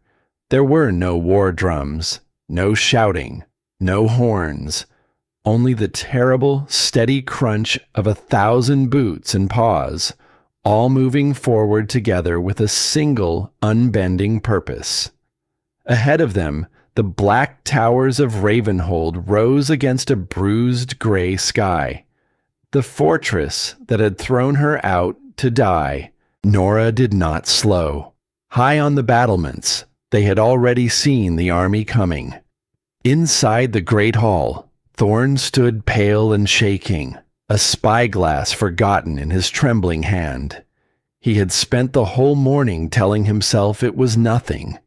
A rabble, a mob of starving strays who had heard about the empty storehouses and come crawling out of the wilderness to raid them. So he had sent his beta out to crush them in the pines. A brutal man, a wall of muscle named Bram, fiercely, stupidly loyal to the ruling name. Bram had taken 300 warriors out into the snow with orders to paint the drifts red. And Bram had not come back. The scout who staggered into the hall could barely form the words. He fell to his knees on the cold stone, his chest heaving, his eyes wide with a terror Thorn had never once seen on the face of a fighting man. "They did not fight," the scout gasped out. "Bram never even swung his hammer. The whole vanguard, Alpha, 300 of them. They knelt, and then they turned. They march with her now." Thorn's blood ran cold in his veins. "Knelt," he repeated. The word made no sense in his mouth. To whom? Kneel to whom? The scout lifted his head. Horror and awe were at war across his ruined face. To the Silver Queen, he whispered. She is alive. Nora is alive. And she is walking to your gates right now. The spyglass slipped from Thorn's fingers and shattered on the floor. The sound of it seemed very loud in the sudden silence. Beside him, the woman in crimson had gone very, very still. Vesper had built her entire future on this alliance, on this fortress, on the frightened man standing beside her. And now she watched all of it begin to crack apart before her eyes, and her beautiful face twisted into something ugly and feral and afraid. An Omega, she hissed. You told me she was an Omega. You swore to me that she died out there in the snow. She was, Thorn whispered. He could not seem to look away from the door. I felt the bond break. I watched her bleed on this very floor. An Omega cannot survive the Frostwild. It is not possible. She was never an Omega, you fool. Vesper's voice climbed higher, sharp with panic. Did you never once wonder at the warmth she carried? The way her bruises healed faster than they should have. You had the last true blood sleeping in your bed. And you threw her out into the cold. Her voice cracked. For me. For one terrible moment, her mask slipped clean away, and the raw truth showed through underneath. She had tied every fortune she owned to a ship that was already going down, and she knew it. But Vesper was not a woman who had ever, in the whole of her life, gone under without first drawing blood. The gates of Ravenhold groaned open, not to release an army in defense, because Thorn, in his rising panic, had ordered them barred and reinforced. Cauldrons of boiling pitch made ready along the walls, archers lining the battlements, arrows nocked and drawn, only waiting for the command to loose. But down in the shadow of the gatehouse, an old veteran named Sterling stood over the bodies of 3 fallen occupiers, his blade wet and dark, his jaw set like iron. He had served this fortress the whole of his life. He had watched it rot from the inside, year by year, under a man who mistook cruelty for strength. And when the moment finally came, when everything hung in the balance, he chose. He threw his whole weight against the great iron winch. The gears screamed in protest, but they turned, and the massive doors began, slowly, groaning, to swing inward. For the true blood, Sterling roared into the courtyard, his voice echoing off the stone, and the vulnerable heart of the fortress lay open. Nora walked through the gates. The very moment her boots touched the cobblestones of the inner courtyard, the stone beneath her feet began to crack and glow.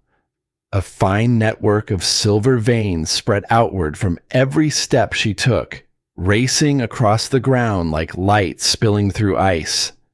The archers on the walls looked down at her, at the woman walking calm and unhurried into the belly of an armed fortress, heavily with child. A white cloak billowing out behind her, her eyes 2 burning coals of solid silver light. And one by one, their bows began to lower. They could feel it. Every wolf in that courtyard could feel it, right down in the marrow of their bones. It was not the harsh, forced command that Thorn wielded, the kind that bent a neck through raw fear. This was something older, deeper, something that did not push down but rose up.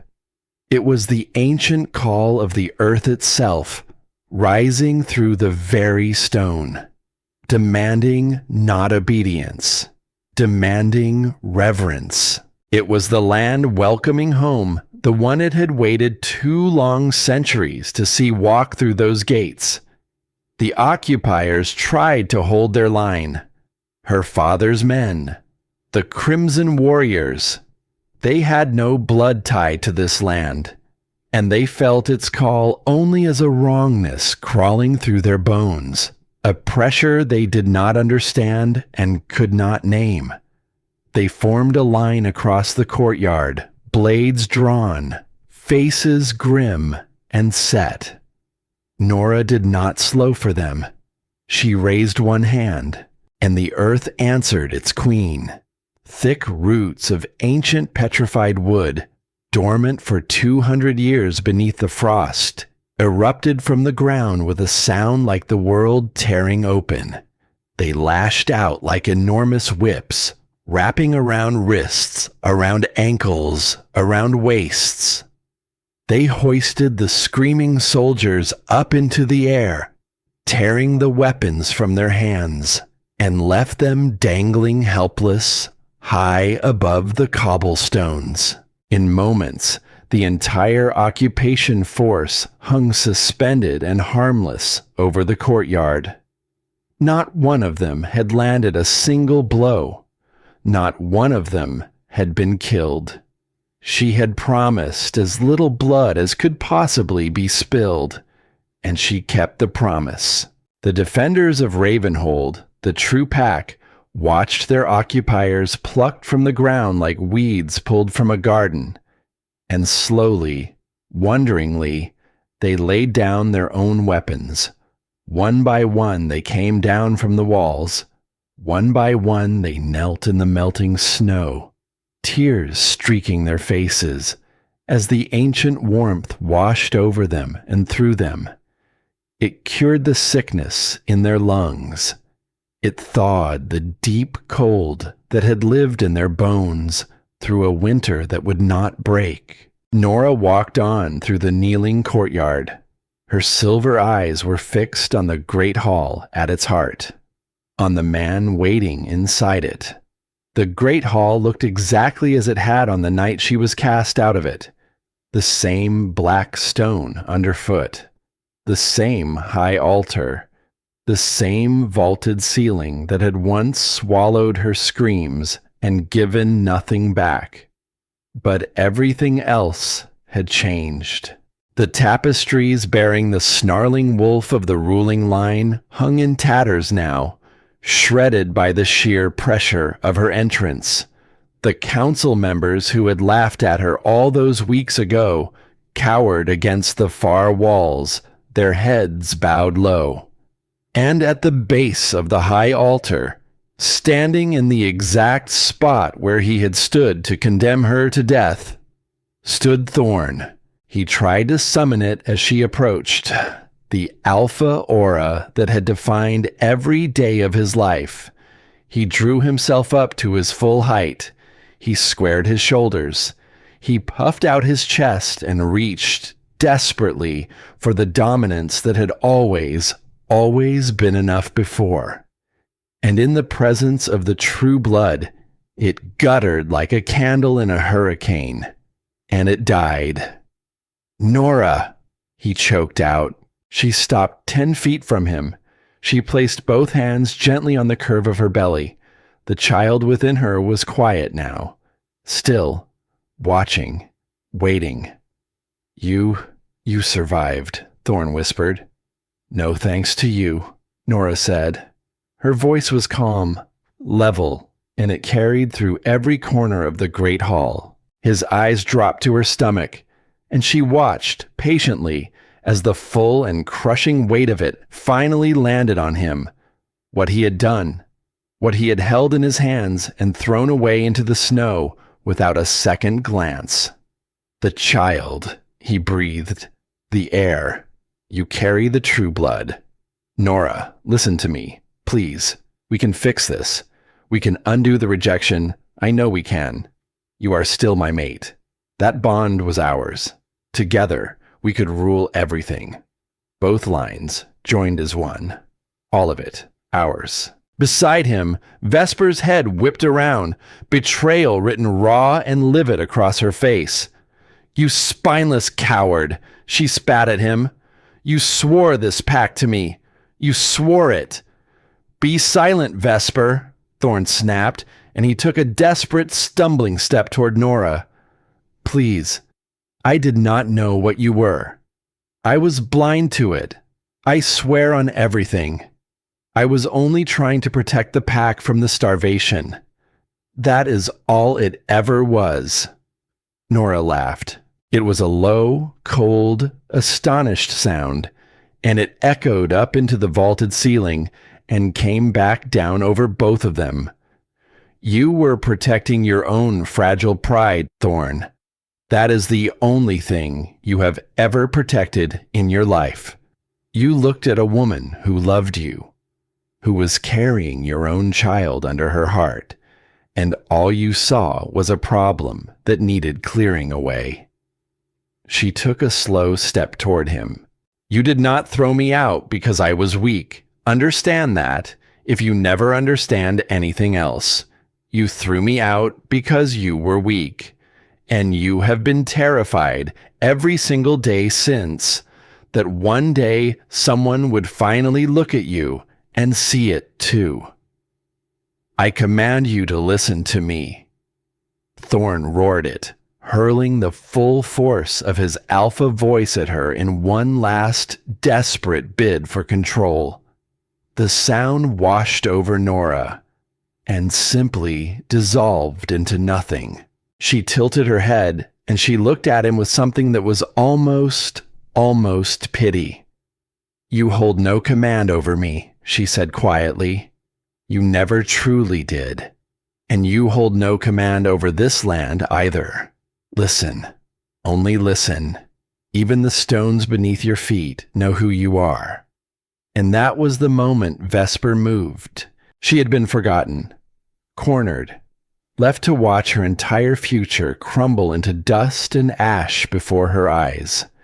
And she chose, in that final desperate breath, to take from Nora the one thing in all the world that could never be given back. With blinding speed, she drew a hidden dagger from within her sleeve. The blade was slick and dark, coated along its length with a poison brewed to kill. She did not aim for Nora's heart. She aimed lower. She aimed for her belly. For the child. Then I will end the line myself, Vesper shrieked, and she lunged. Roan roared and threw himself forward, but he was too far away. Sterling was too far. Every warrior in that hall, every kneeling soldier and loyal blade was too far. There was no one standing between the poisoned dagger and the child. No one at all but Nora. And Nora did not flinch. She did not raise a shield. She did not turn away or throw up her arms. In the half-breath before the blade could reach her, the silver crescent scar on her collarbone flared with a light so blinding it turned the whole of the great hall white. Because she was not the only one protecting this child. The child was protecting itself. A blast of pure, raw force erupted outward from the very center of her. It was not aimed. It was not shaped by any thought. It was a fierce, instinctive, ancient answer from the true blood sleeping in her womb, refusing, utterly and absolutely, to be snuffed out before it had drawn a single breath.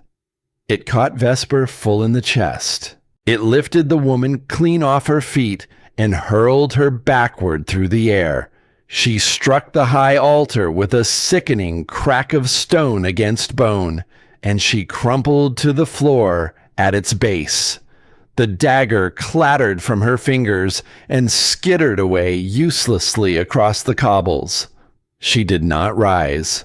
A ringing silence fell over the hall. Thorn stared at the broken woman at the foot of the altar, at the display of raw, untouchable power that had thrown her there. And then his legs gave out beneath him, and he fell to his knees on the cold stone, all his defiance drained away, his whole body shaking like a leaf in the wind. "Please," he wept, and he pressed his forehead down against the freezing floor. "Mercy, Nora, please, have mercy on me." And there it was, the exact moment the hungry voice had whispered to her about, up on the lonely ledge in the dark. The man who had thrown her into the snow to die, kneeling now, weeping and begging at her feet, broken, terrified, utterly at her mercy. She held all the power in the world in her hands, and there was not one soul left in that hall who would raise a finger to stop her from using it. She could give him back every ounce of the fear he had given her. She could end him where he knelt, and the whole world would call it justice, and no one would ever say a word against it. The silver rose up in her, ready, coiled, only waiting for the word. And Nora looked down at the weeping man on the floor at her feet. And she remembered. She remembered a promise she had made to a frightened mother in a cavern deep in the mountain. She remembered a small, warm hand pressed against her cheek. She remembered a child not yet born into the world who would one day be old enough to ask what kind of woman their mother had truly been. She remembered, above all, the difference between justice and revenge. And slowly, deliberately, with everyone in that hall watching and waiting, she let the silver settle back down. "No," Nora said softly. Thorn looked up at her, his tear-streaked face uncomprehending. "You want this," she said. "Some part of you wants me to do it. You want me to strike you down in a rage, here, in front of your whole hall, exactly the way you struck me down. You want me to rule this place through fear, the way you ruled it. To prove, once and for all, that the only law that ever mattered inside these walls was cruelty, and that I am no different than you." She shook her head slowly. "I will not give you that. I will not let you make me into one more thing that you have ruined." She turned away from him. She looked out instead over the whole of the great hall, at the cowering council against the walls, at the kneeling warriors filling the courtyard beyond the doors, at the entire broken, frozen fortress that had once cast her out into the killing cold and called her nothing as it did. "There will be justice here," she said, and her voice rang clear and strong from the ancient stone. "For all of it, the starvation, the executions, the children left to freeze in the dark, none of it will be forgotten, and none of it will go unanswered." She placed one hand over her belly. "But it will not be revenge. Those are not the same thing. I know that now, in my bones, and under my hand, in this land. They will never be mistaken for one another again." The child kicked once, strong and sure beneath her palm, as if it had heard every word, as if it approved. The hall waited on her word. Every face in that vast stone room had turned toward the woman in the white cloak. The council pressed against the walls, the old warriors standing at the doors, and Thorn, still kneeling and weeping on the cold stone floor, in the very spot where he had once stood to condemn her. And Nora took her time. She had learned something in the mountain, in the long weeks of dark and fire.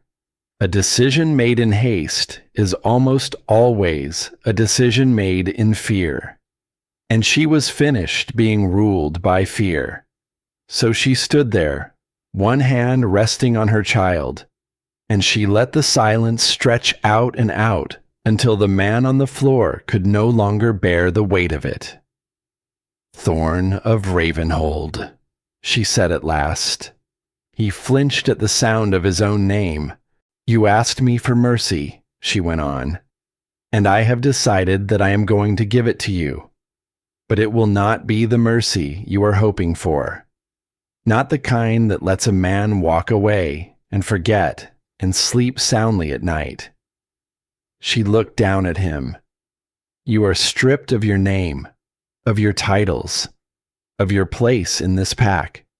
Everything you took, everything you were simply handed at birth, everything you built on the bent backs of the people you left to starve.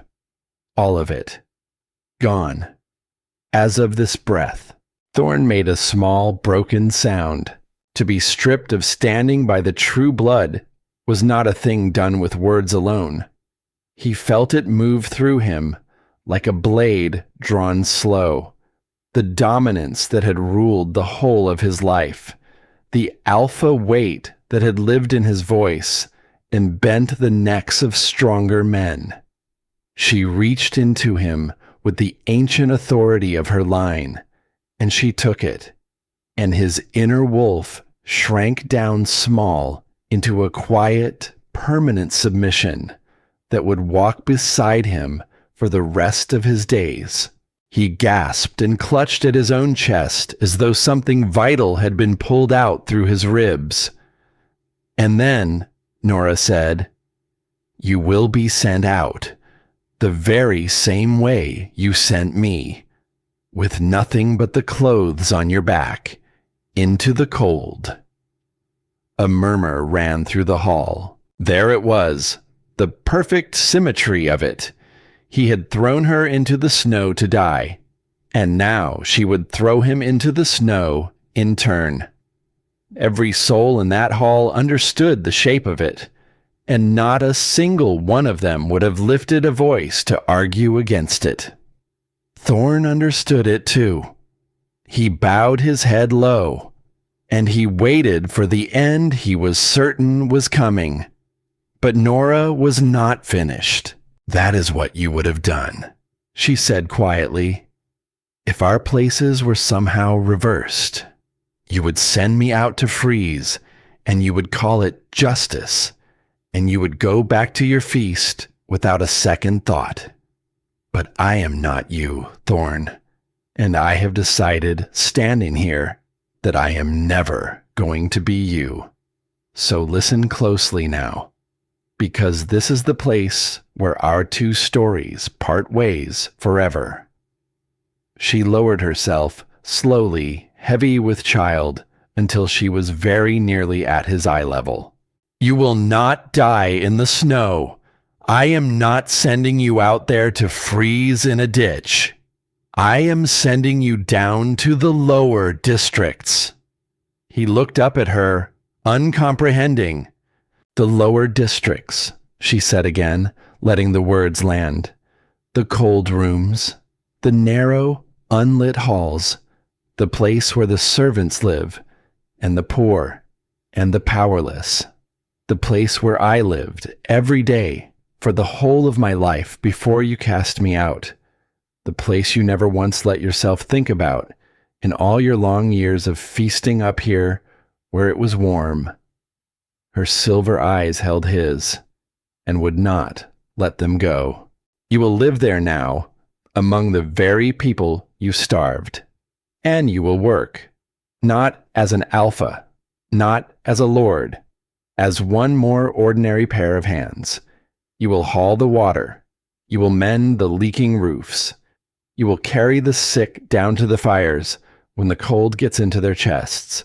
You will spend the rest of your days making warm the very lives you left out in the freezing dark."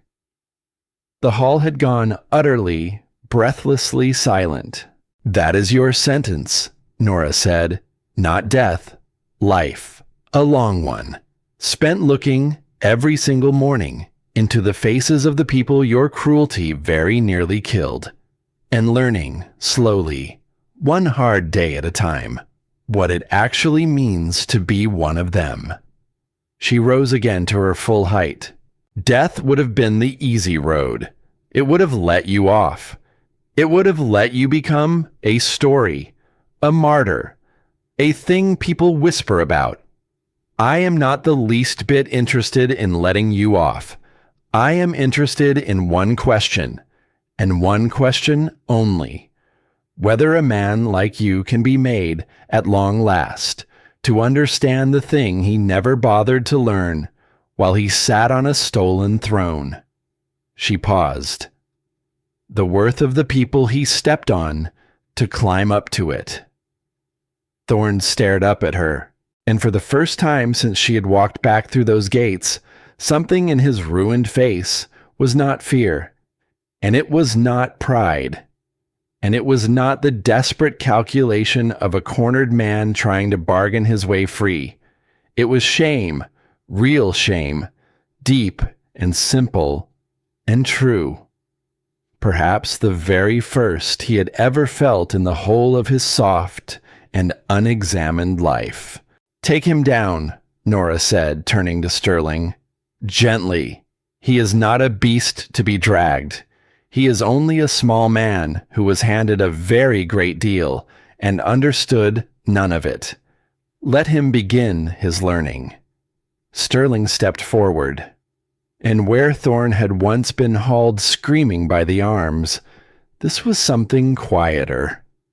The old veteran simply laid a hand on the fallen man's shoulder, and Thorn rose unsteady and let himself be led away without a word. He did not beg again. At the great doors, he stopped. He turned back once. He looked at the woman he had thrown into the snow to die, standing now in the beating heart of the hall he had ruled through fear. And something crossed his face that no one in that room could have put a name to. And then he was gone. The crimson woman, still and broken at the foot of the altar, was carried out after him, to be judged when she woke, if she woke, by the very same measure. Not vengeance, justice, the slow and patient kind that does not feed itself on suffering, and does not need to. Nora let out a long, slow breath. The weight she had carried since the night of her exile, that great crushing stone she had dragged through the snow and up the mountain and back down again, lifted from her shoulders at last, and was gone. But there was still one thing left to do. She turned, and she walked slowly up the steps of the dais. She did not go to the ornate chair that Thorn had used, that velvet-lined thing, gaudy and overstuffed and soft, built by a man who wanted very badly to look powerful to anyone who glanced his way. She walked straight past it without so much as a glance. Instead, she went to the very back of the altar, to a plain, solid slab of rough and ancient stone set deep into the wall. A thing that every soul in Ravenhold had walked past for 200 years, and not one of them had ever truly seen for what it was. She laid her hand flat against it, and the silver in her blood rose up to answer. The stone began to shift beneath her palm, to move, to reform itself. The old magic of her line, sleeping in the rock for 2 long centuries, woke at her touch and began to carve it, slowly, into something new. A high-backed throne of polished dark stone, laced through with living veins of glowing silver light, rose up out of the wall as though it had only ever been waiting, all this long cold time, for the right hand to come and call it forth. The throne of her ancestors. Hers now, by blood, by right, and by everything she had walked through to reach it. Nora turned, and with the whole hall watching in silence, with the child heavy and warm beneath her heart, she sat. And the moment she took her seat, the winter broke. It did not fade away slowly. It shattered. Far above the fortress, the heavy, bruised clouds that had smothered the sky for a season beyond counting split clean apart, and a shaft of brilliant golden sunlight poured down through the tier and struck the black towers of Ravenhold. The permafrost that had gripped the ground for so long let go all at once. Ice melted in a rushing torrent. Water that had lain frozen solid roared back to life and came surging into the empty rivers. Green shoots erupted from the soil, not for a single fragile breath this time, the way they had at her feet on the road. They rose, and they held, and they bloomed. White winter roses opened across the whole of the courtyard, where hardened warriors knelt in the melting snow and wept without shame. The land was breathing again. The queen had come home. And the earth itself knew it, down in its deep and ancient bones. Inside the hall, Roan lowered himself to one knee, and Sterling beside him, and the Beta Donovan, home now among his own people, and even the council that had laughed at her all those weeks ago, and every last soul in that vast stone room. They knelt, not in fear, in the one thing Nora had spent the whole of her life being denied.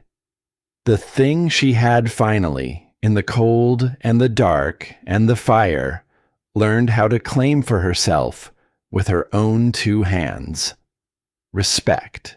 She placed both hands over the curve of her belly.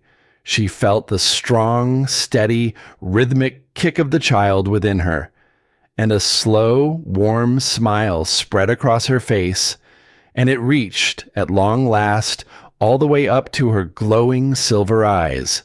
The age of the frightened man was over. Something new had begun.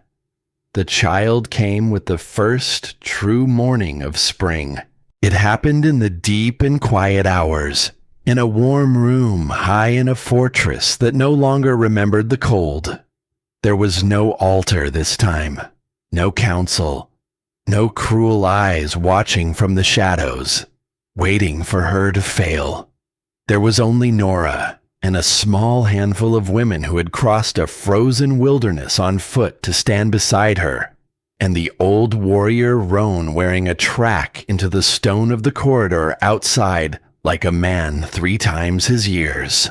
It was not easy. Bringing a new life into the world never is.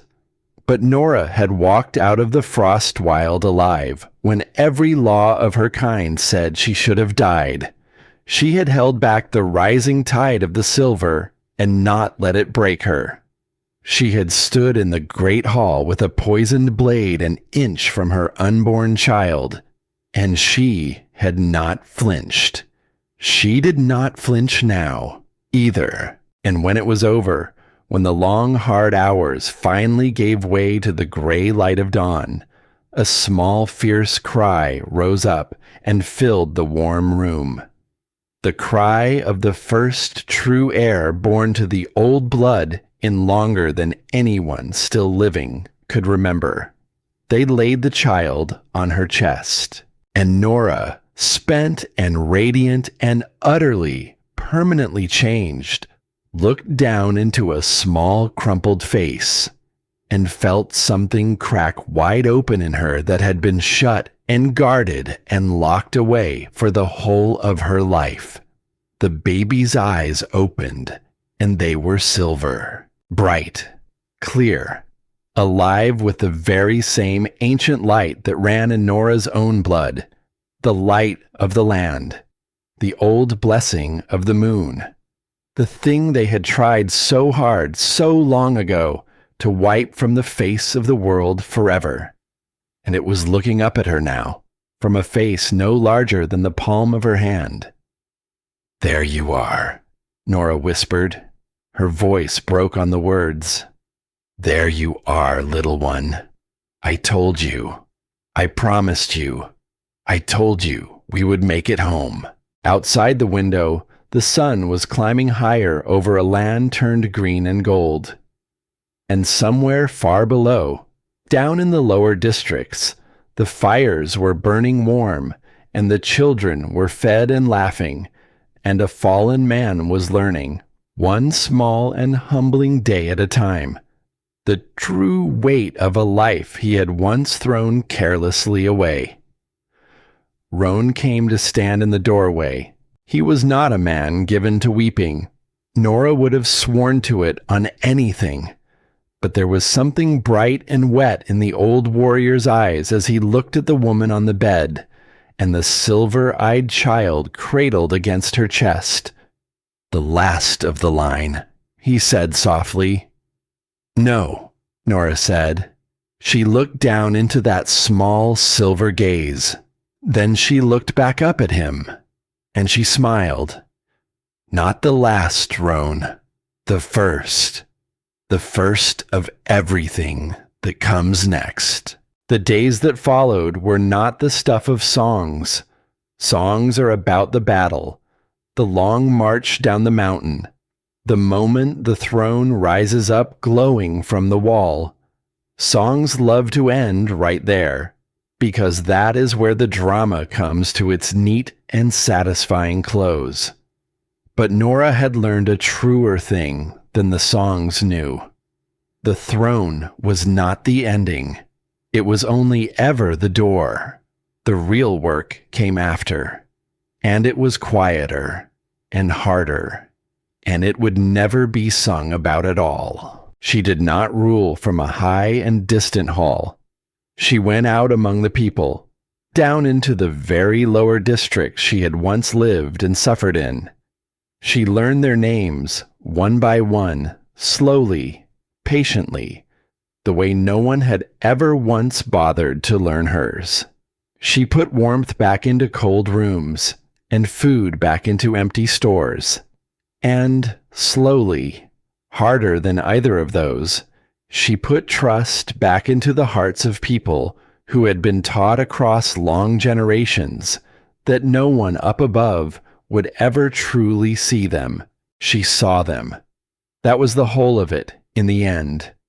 That was the thing she had needed most desperately through all her own long years of being invisible. And it was the thing she swore on her child's silver eyes that no one under her hand would ever again go without. To be seen, to be counted, to have your worth understood as something you were born already holding. Not a coin the powerful could hand down to you as a favor, or snatch back on a whim when you became inconvenient.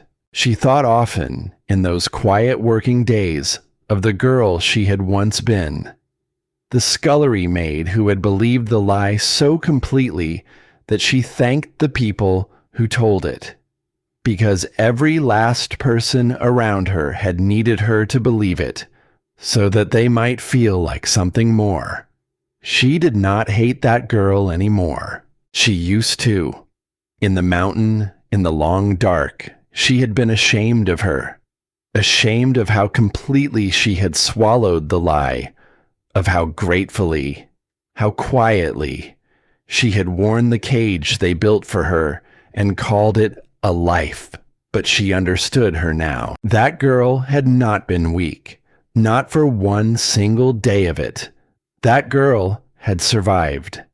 She had walked through year after year of being told she was worthless, and she had come out the other side of it still able to love, still able to hope, still able to feel a small trembling hand pressed to her cheek and promise a frightened mother that the endless winter would break. That girl had carried her every step of the way here, and so Nora forgave her, fully, finally, and without condition. She reached back across all the long, cold years, and she gathered up that trembling, grateful, invisible girl into her arms, and she held her close, and she told her the one thing that no one in all her life had ever once thought to say, that she had been enough. The whole time, in the snow, in the cold kitchens, in the dark of a life that told her she was nothing. She had been enough long before the silver ever woke in her blood. long before a single soul thought to look twice at her. Enough. From the very beginning. And the light in the hall, the silver in her blood, the green come rushing back into the dying land, the crown and the throne, and the whole of it. None of it had added a single grain to what she had been worth on the very worst night of her life, shivering, bleeding, cast out and alone in the falling snow. She had been worth just as much then. They had simply refused to look. That was the lesson. In the end, that was the whole of it. Worth is not given. It is not a crown, or a title, or a bloodline written in a dusty book. It is not something a powerful man on a throne can grant you with a single word, or tear away from you with a single cold rejection in front of a laughing crowd. It is simply there, in every person who has ever drawn breath, waiting, quietly, whether the powerful ever trouble themselves to look for it or not. The strong do not prove their strength by stepping down on the small and the frightened. The strong prove it by reaching down and lifting them up. And a woman who had been thrown into the snow to die and had somehow walked back out of it and had knelt down before the very man who wronged her and chosen deliberately not to become him. That woman understood it now, all the way down, all the way to the silver humming in her bones. The winter roses bloomed on through the whole of the spring and did not fade when the season turned. The rivers ran full and clear. The forests thickened and grew green and loud with life. And the children of the lower districts learned, at long last, what soft green grass felt like beneath a pair of small bare feet. And high in a fortress that no longer knew the cold, a woman who had once been called nothing at all sat with her silver-eyed child held close in her arms and watched the golden sun move slow across a land that was, finally, after so very long, a dark, warm. She had been thrown away. She had been buried in the snow and the silence and the lie. But she had never, not for one single moment of it, truly been gone. For the things that are buried in the dark do not vanish. They wait.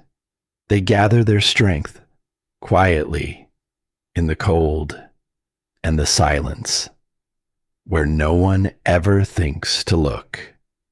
And when the long season finally turns, they rise.